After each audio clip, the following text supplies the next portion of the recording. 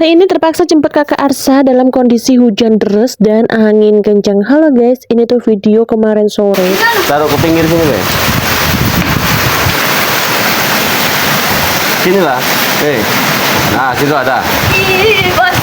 Di tempat aku memang udah lama banget nggak hujan, dan sekalinya hujan Masya Allah ini tuh deres banget dan anginnya itu kenceng. Pokoknya di Selasa sore itu Batu Raja tuh porak-poranda guys oleh angin kencang plus hujan. Nah ini seperti biasa adik Ragil merengek-merengek minta mandi hujan, tapi nggak dibolehin sama pak suami. Masalahnya di sini tuh anginnya tuh kenceng banget, dan di sini juga kita tuh harus jemput kakak Arsa yang masih ada di sekolahan karena dapat info dari ibu gurunya kalau kakak Arsa hari ini dipulangin cepat karena ini tuh masih jam 4 sore guys. Jadi ini aku sama pak suami buru-buru banget OTW ke sekolahannya kakak Arsa. Tapi Masya Allah di jalan itu banyak banget rintangannya, dari kabel-kabel yang berserakan di jalan, pokoknya kabel-kabel pada putus semua. Sebenarnya ada pohon juga yang tumbang tapi nggak ke video guys sama aku. Dan ini sebelum kita melewati SMA 4 itu jalanan udah tergenang air. Oke, ini kita udah sampai di sekolahnya kakak Arsa. Nah kakak Arsa itu ternyata masih ada di kelasnya guys, sama ibu gurunya tuh nggak boleh keluar kalau belum dijemput sama orang tuanya. Jadi orang tuanya tuh harus naik ke kelas atas karena posisinya kelas kakak Arsa itu paling atas ya guys, bangunan paling atas. Jadi